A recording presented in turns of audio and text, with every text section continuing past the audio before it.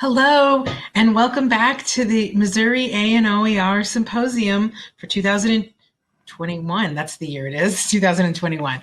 I'm Jaleh Fazelian, Associate Dean of Libraries at the University of Missouri St. Louis and Symposium Co-Chair.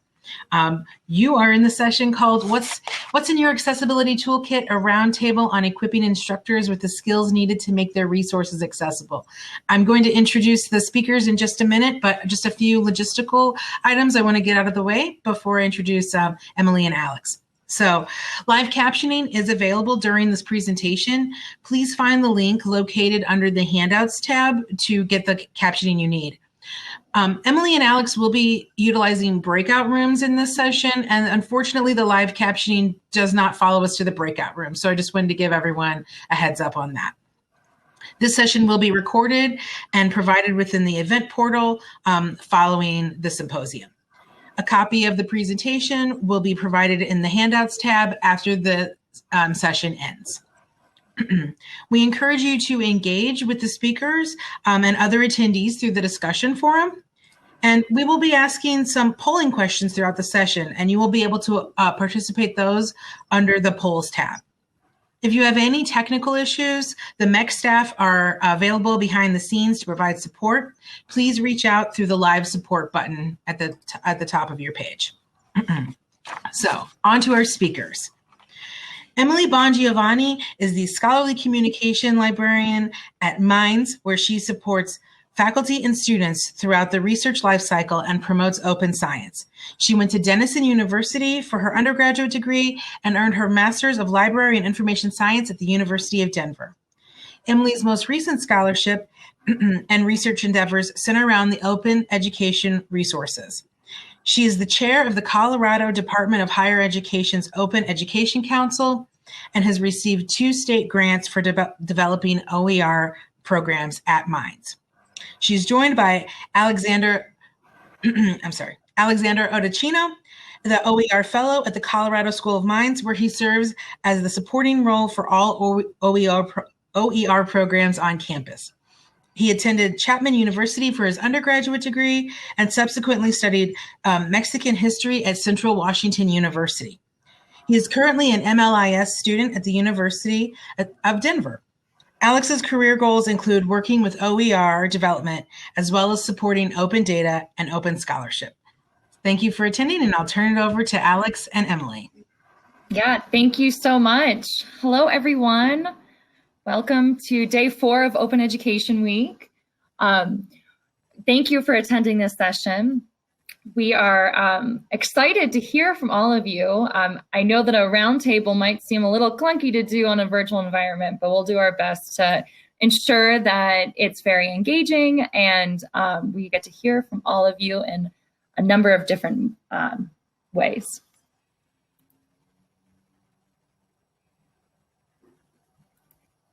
All right, so a little bit about us.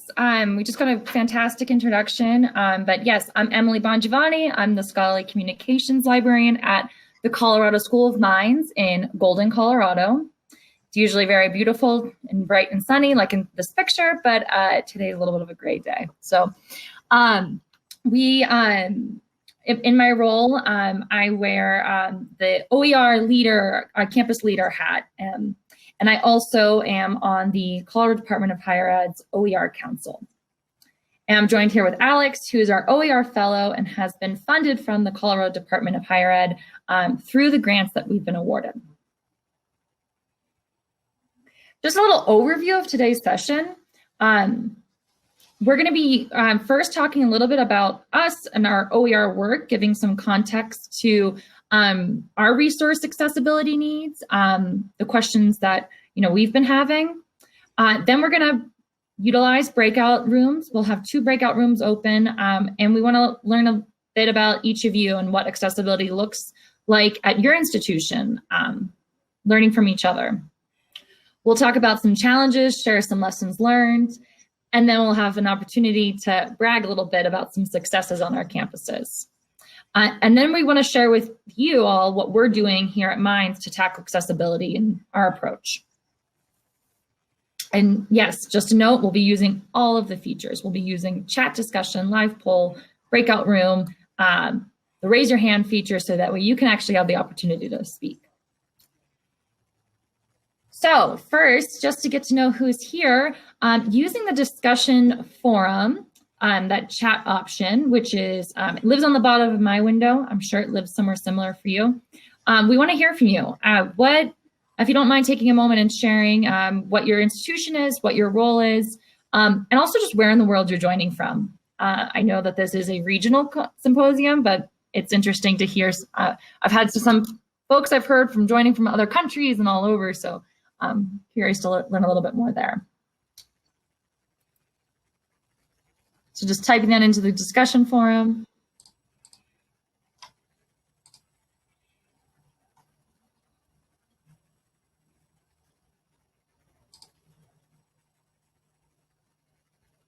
Yeah, see, we're all over the place. We've got Missouri, we've got California, Colorado, more Missouri. Awesome. Lots of Missouri. Awesome. It's nice to be able to take advantage of all of these virtual events and really get to know, connect with folks across different states. Definitely. Cool.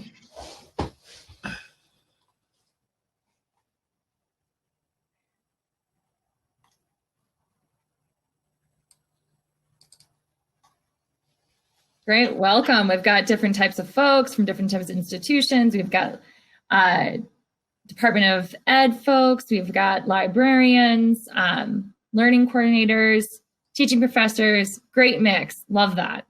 I think we're going to have a lot of diverse perspective to bring today to all these to our conversations and discussions. All right, now I'd like to open up to the poll and also hear from you and ask. Let's see, who handles the majority of OER accessibility efforts at your institution? If you should be able to see that poll open. And if you don't see someone listed, feel free to add that into the discussion instead.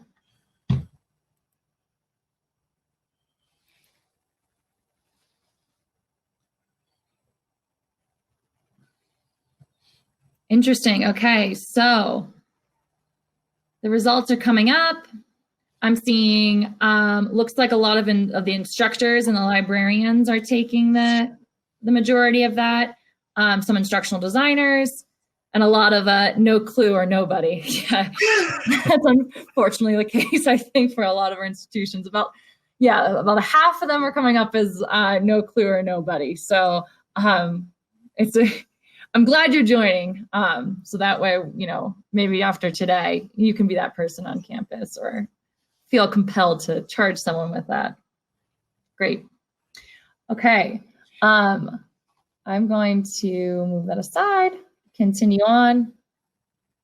All right, so a little bit now about context to open educational resources, our initiatives at Minds. The initiatives actually started with a student group. A group of freshmen approached me my first year, and they heard about OER, and they liked it. And that's actually how I really got started, was just this energy from this group of freshman students. The 4 OER at Minds group, and their acronym is the FOAM group, which is funny. And they chose a squid as their logo. No context to it, but it's just fun. And really, the OER initiative started picking up when we got that funding. And we'll go over that in a little bit, but that's where once we had money to give out, that's really what allowed it to start to take off on campus.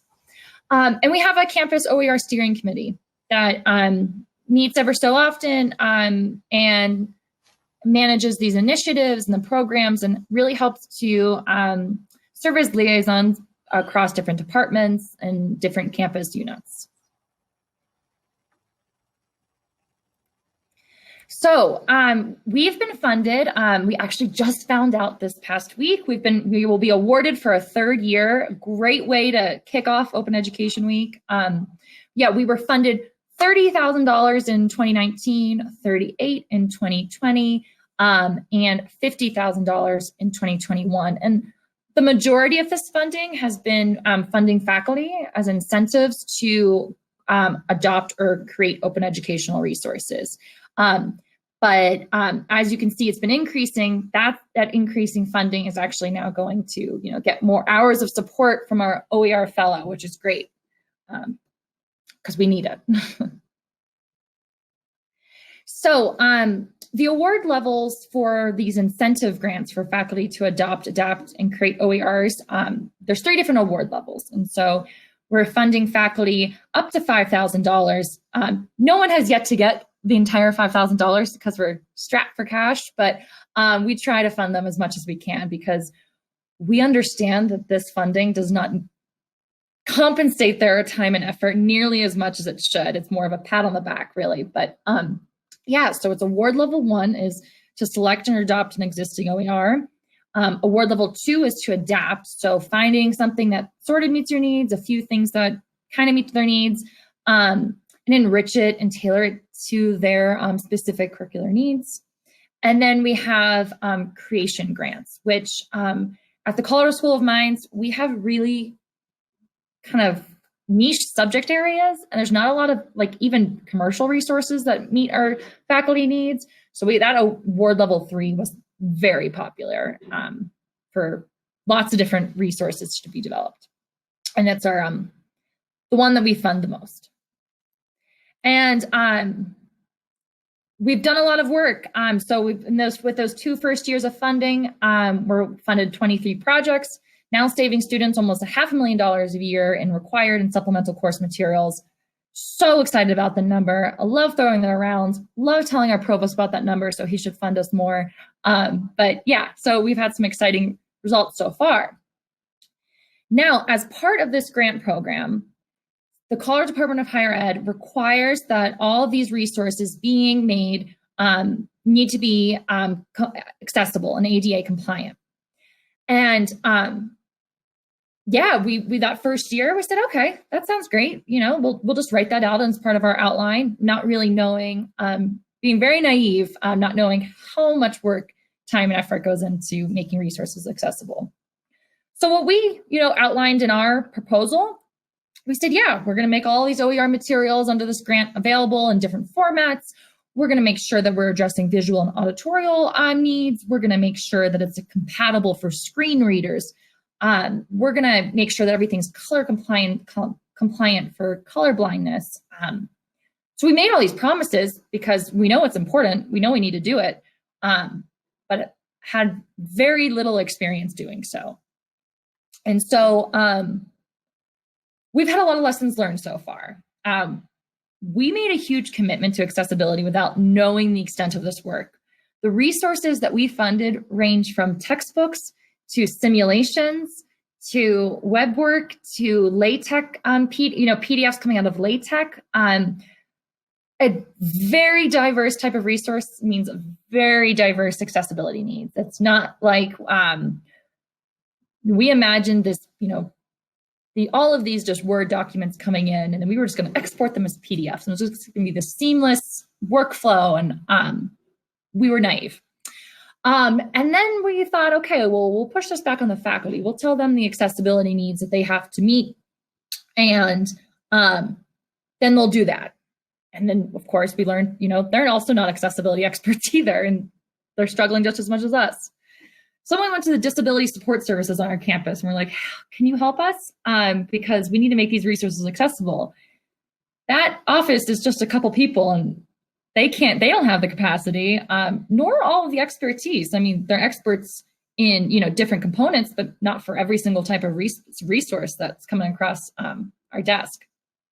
So supporting resources accessibility at Mines has been interesting. And we're now curious to hear a little bit from each of you on what accessibility looks like on your campus. So we're going to break up into 2 breakout rooms. Now, Alex, our OER fellow, is going to lead one of the breakout rooms, and I'll lead the other. Same sort of conversations, but I think it'll flow a little bit better if we have 2 different rooms. So what I'm going to ask everyone to do is, if your last name starts with the letter A to M, you'll be in breakout room 1. If your last name starts with the letters N to Z, you'll be in breakout room 2. So A to M, breakout room 1, and then N to Z, breakout room 2. That sound good? Great. Thank you all for that conversation. Let me move along to the next. So, yeah, we got to a few questions. Alex, I hope I didn't cut you off there. I know that, trying to coordinate multiple breakout rooms can be a little clunky. Yeah, so it was good, but it just kind of went by like that. Yeah. Well, thank you. Yeah, so I'll just speak to a little bit to what we chatted about. Sounds like, we're all figuring out what that ideal workflow might look like. We'd love, more checklists, kind of like a way to know how to navigate it. A need for connecting different campus units. And I just thought of, or I just learned of one kind of cool task force at Missouri Community Colleges. Becky, I'm forgetting your institution. But it's the A&OER task force, which I thought was really cool. So I know Alex would appreciate that. Yeah, so thank you for that conversation. St. Louis Community College. Thank you, Becky. Alex, I don't know if you want to speak to your breakout room at all. Yeah, so we just got a little bit into like who exactly is responsible for implementing accessibility at the different universities. And we had a couple comments. Basically, it's the instructional designers who are mostly looking into that. Pro mentioned that at her institution, it's actually implementing accessibility into coursework is mandatory, which is it's great that they have that kind of structural reinforcement. We got a little bit into, this is kind of where we left off. It can be a little bit painful when people, like instructors, know that there's accessibility features missing and there's not much attention being paid. Like, you just kind of cross your fingers that nobody comes in who needs that support. And it's just kind of hard to see that and know that it's not being addressed. Yeah, absolutely. It is hard. And it's hard because it's, sometimes the instructors not equipped to make those changes or whatever it might be. And I'll also mention that I did hear that, from other institutions, the disability services, or whatever it might be called on your campus, they're also dealing with capacity issues. And I don't know if that makes me feel good or bad. It's like, oh, well, we're not alone. Great. All right. So Alex is going to take over for a bit, and now we're going to talk a little bit about kind of some specific challenges. So Alex, just cue me. I will go to the next slide. And I'm ready. There we go. So we're going to try to kind of continue the conversation through the chat now, and get people's feedback kind of in total. So we're going to talk a little bit about challenges, needs, what has worked, what hasn't worked. And let's start off with what is the trickiest accessibility hurdle that you've personally come across or that you've seen someone else try and overcome? Is it with web content, images, videos, multimedia, formulas, PDFs, etc.? If you wouldn't mind mentioning in the chat what you've seen being particularly difficult for people. So labs, interactive simulations. Yeah, those simulations, I ditto to that. Oh, yeah, Judy, statistics textbook with many math equations. Alex is really hunting for figuring out how to make equations accessible whenever they're exported into PDFs. Yeah. Oh, getting library materials. Samantha, is that, so like, are you talking about like subscription materials? We've run into that a bit. Fortunately, or, it's not necessarily, doesn't fall under my, my responsibilities, because I know that's a tough one. Math. Yeah, equations. And the hard thing about that too is that that's something that a non-specialist can't do for someone. You need the instructors, the faculty to be Right, like if someone's giving me a differential equations textbook, I don't know what I'm doing with that. Useless. I'm still trying to, remember like algebra at this point. Yeah. Great, thanks. Cool. So moving on to another question. What do each of you feel like is training you would appreciate as far as accessibility goes, or implementing accessibility? And do you think that's possibly different for content creators? What do you mean by that? Is there something that would be beneficial for librarians or for instructional designers or disability services staff that would be different from like what faculty need to know just to implement accessibility into their content?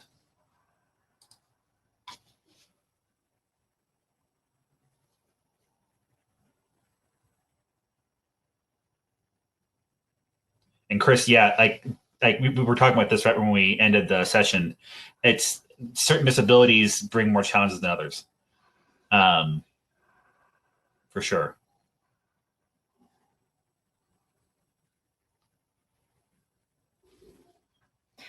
Oh, Rebecca, that's interesting. Yeah, actually, helping us design the resources better. Yeah. Yeah, Leanne, that's great.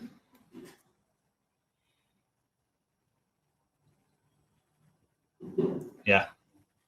Yeah, accessibility. I do think that that's one of those things that I don't want to say it becomes more real, but I had a colleague I was working with who had a disability, who was blind, and you just become so much more aware of how things have to be restructured. It's not so much to actually have someone who represents these different needs can be really helpful for making sure that those resources are, it's not so much of just a checklist that are actually, developed to support them. Yeah. Yeah. Well, they can give insights too to even just what would work best for their disability that people who don't have that might not see. Yeah. Any other sort of training that would be ideal?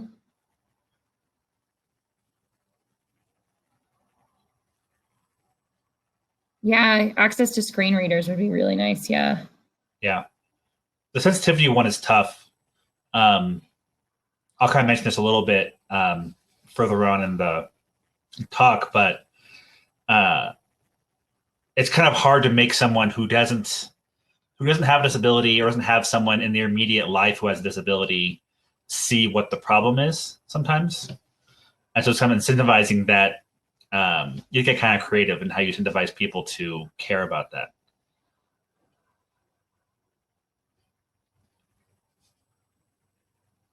Awesome. Thank you all for popping in there.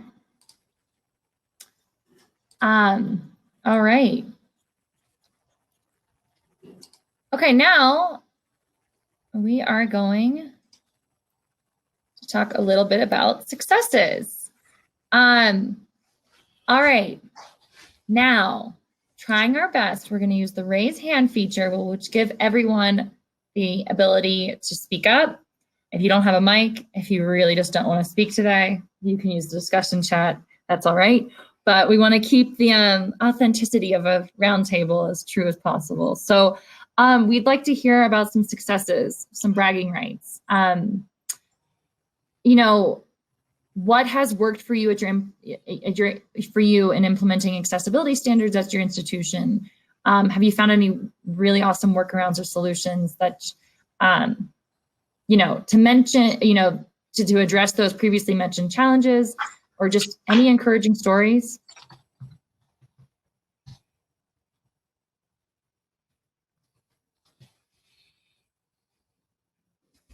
So I should be able to see you raise your hand, but maybe not.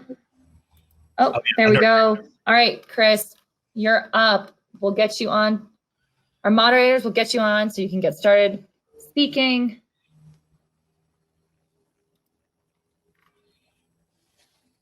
To some videos. There are quite a few videos in my online course, and I made captions And I've seen captions like on YouTube, and I've seen captions and it's just white text against no matter what.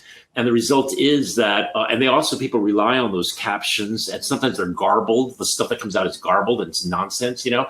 And it was just really nice. It took time, it took energy. I forget what application I used, but I made the captions just very close to what I was speaking, you know, because I was a narrator. But then it was just beautiful to add a halo around all the words, and they were large. The letters were large, and it was just beautiful. You know, they were white letters, sure, but if there was a white background, that halo, you know, I think it was like yellow or red or whatever, would show up, and it was just beautiful. And I really liked how well the captioning worked. You had to put some effort into it. You couldn't just do some you know, hey, YouTube, go ahead and do the captions for me, and, you know, let me just walk away. No. I had to do some editing, but once all that got done, it was a very nice effect. It really was. Thank you so much for sharing, Chris. Yeah. That's great. Finally, when, you know, the hard work actually pays off and you have this like nice, you know, it's good, it's there, you've reached it. That's great. Yeah. Do I end the presentation or what? How do I get out of here? Oh, that's a good question. There you are. You're don't worry, you're not on there anymore. Our moderators behind the scenes are fantastic. They're handling it all. I'm gonna give a shout out to Katie. And yeah, so thanks. Yeah, similar. At Minds, we, you know, suddenly it came to the library's attention that we needed to have, you know, alt text to all of our images within all of, you know, the website, the libguides, and gosh, all of mine were not there, and so. Took me a long time to do that, but finally coming up. So I can resonate in that relief. Any others want to share, you know, what's worked in implementing accessibility standards, what workarounds you found? I will be the first to admit that during COVID, when the circulation students were no longer working in the library, but we still wanted to pay them, I rounded up as many as I could and had them work on like alt text and color contrast on all of my libguides. So I'll be I pawned it off on someone else, and hey, guess what? It was a solution. It worked.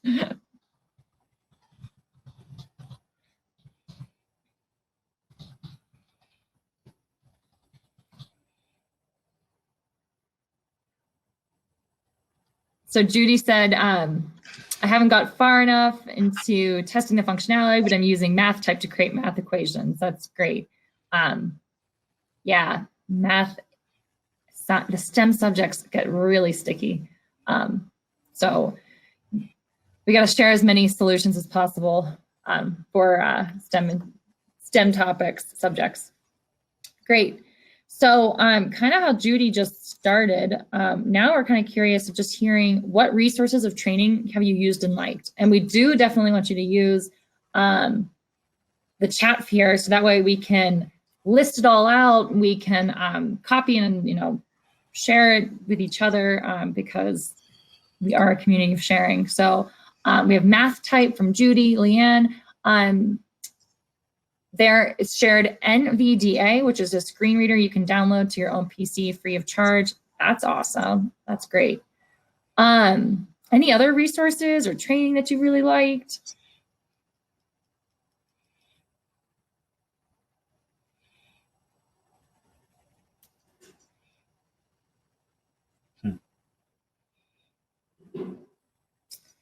Oh, Chris said it would be neat to have fulfillable reproductions of library database screens, something annotated in Braille that blind students can feel. Oh, feelable. Okay, sorry. Yes, that would be really interesting. That'd be really cool. Yeah. Yeah. Other resources that you've used, you liked, you dreamt of? Yeah, JAWS, I believe JAWS can export to Braille displays. Thank you. Yeah, and Chris shared that they're getting into 3D printing. Why not, you know, print things like Braille? That's a really good point. What a great way to put our maker spaces to use. Great way to put it to use. Thank you. All right, so I'll share 2 successes at Minds. One, we have secured more funding for Alex, who's our OER and Accessibility Fellow. So many of the challenges that we've been faced with, we have some more hours to dedicate to facing these challenges. And as part of our third year of funding, we proposed to develop an accessibility course for content creators to take. And luckily, we've got Alex and we've got the funding to make the course. And so that's what we're going to do. So Alex is going to talk a little bit about what this accessibility course looks like. And yes, the course is open. So as Emily mentioned, this is our attempt to provide a kind of focused training for faculty that kind of skips over some of the more technical aspects of trying to introduce people to the entire world of accessibility. It tries to address what any given faculty member needs to make this specific OER they're trying to make. So this is going to be, as Emily mentioned, it's going to be distributed via Canvas Commons under a CC BY license. So all it's going to call for is a simple attribution. It's going to be built in collaboration with our Innovative Instruction Center, which is basically our instructional design center, and with Disability Support Services at Mines. The basic goal will be to have all new OER meet the ADA and Web Accessibility Initiative standards. An advanced goal that might be reaching a little bit for this one course will be to actually have all new materials meet Universal Design for Learning standards. That's definitely kind of a dream, but we're going to try and get there eventually. So now it's going to go into just very briefly what the course layout is going to be as far as module by module. So that first one, Fundamentals of Accessibility, that's going to be a quick welcome to the course, trying to kind of go into that persuasion factor of telling people what is accessibility, why is it important. I don't know if all of you are familiar with the expression, the curb cut effect, but like one of you mentioned, like basically just trying to explain that what benefits people with disabilities actually has a real ability to also impact and improve the usage for people without disabilities. And then ending that section with the core principles of accessibility, perceivable, operable, understandable, robust. A lot of online resources get really bogged down into what all of that means generally. We're skipping a lot of that, the general discussion, because it can really just makes accessibility seem unapproachable, unachievable, because there's just so much to wade through and time is scarce and just takes a lot. Module 2 is going to be actually implementing accessibility. So having faculty, the students, participants, ask yourself, where is it you want to publish your OER, how you want to distribute it, what are the file types going to be? Is it going to be a website? Is it going to be a PDF? And then try and address actually those specific needs. So like I'm going to be asking people to kind of jump to sections that address specifically what you're looking for. So skip over everything. If you're just going to be writing a PDF, skip all the HTML stuff, just go straight to the PDF section to get your questions answered. Also, this is going to be kind of suggesting some OER repositories, like OER Commons, Canvas again, that if they want to use that for their course, it just makes their lives a little bit easier. Also, this is going to be a quick mention of tools and formats that have known accessibility issues and trying to provide workarounds or other alternatives. Some of you may be familiar with the LaTeX issues and that not really being working quite well with screen readers in particular. The next module, this one is going to be trying to be really specific. This is the one that we see being very much expanded over time. Basically, ideally, what the section will have are use cases specifically for all of the Mines undergraduate degree programs. So someone who's in applied math statistics, these are some use cases of applied math statistics OERs that comply well with accessibility standards. going on to biochemistry, chemical engineering. So like we mentioned before, some of these specialties are so niche that there's not going to be anything out there that's going to be worth mentioning. Hopefully over time, we'll be able to offer examples that were made by Minds faculty themselves for these different specialties. There's going to be a work in progress pretty much constantly. Module 4 is going to be a practice module. So basically kind of offering examples of websites or other different kinds of OER. Look at them, test them for accessibility. Can you use a screen reader with them? Can you, are the color contrast appropriate? Just kind of get them thinking about what to look for in OER. Module 5 is going to be UDL. Like I mentioned, this is a universal design for learning is a topic that could deserve its own course on its by itself.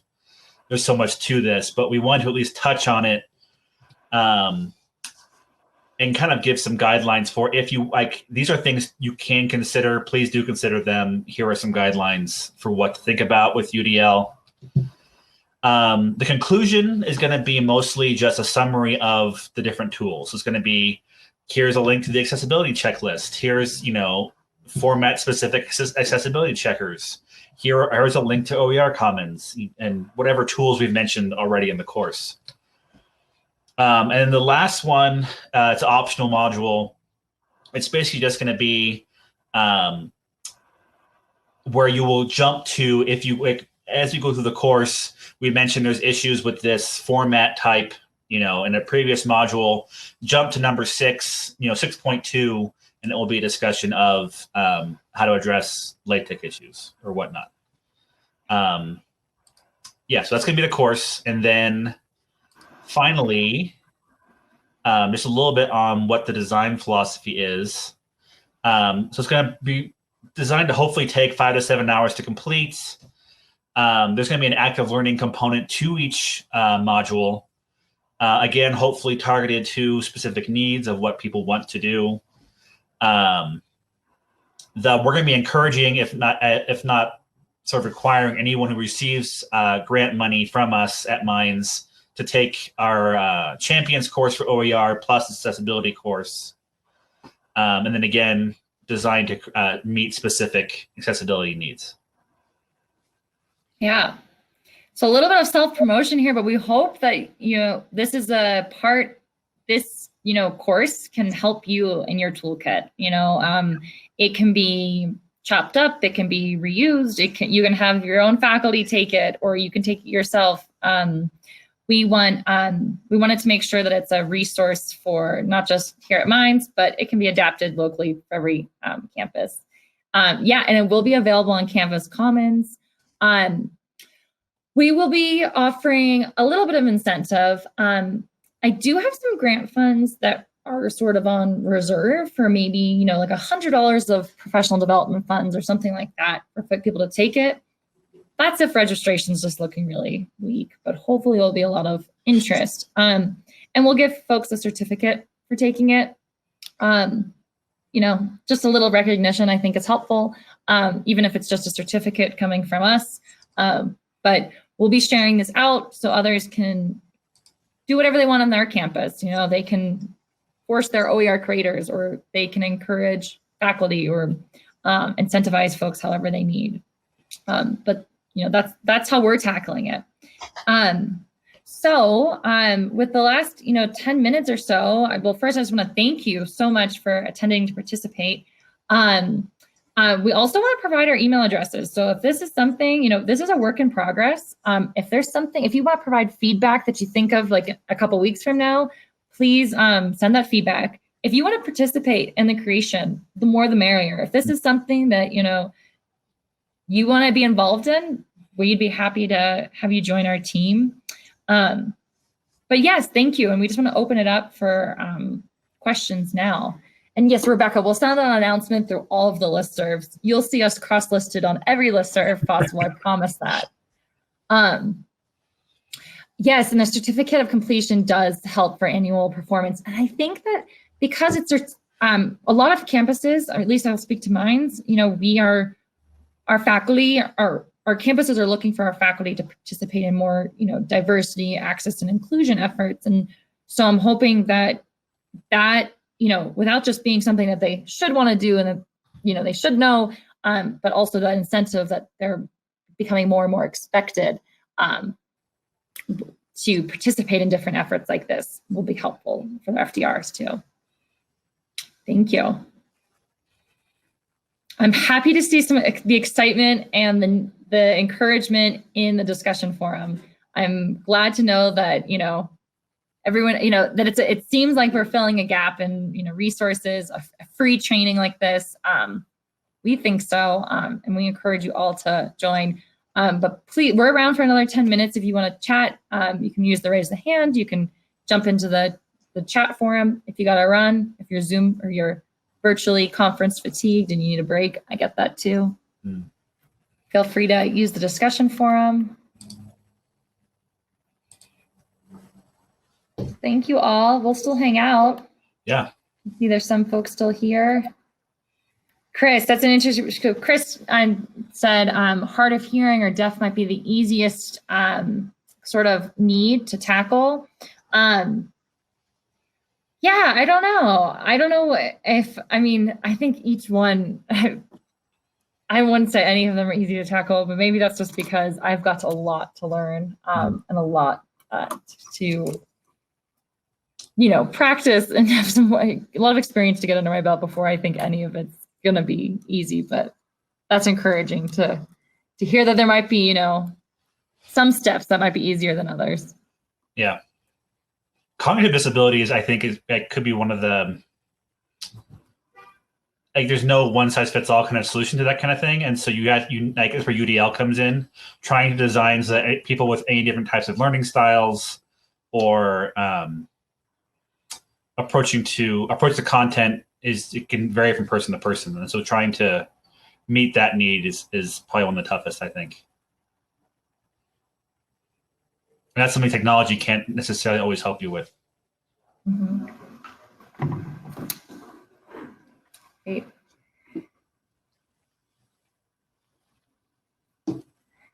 Any other comments or things you wanted to chime in about earlier and you didn't get around to? Mm-hmm.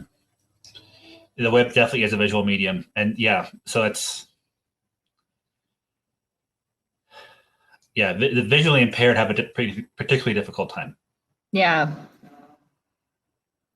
Definitely made for quick browsing, popping around, yeah.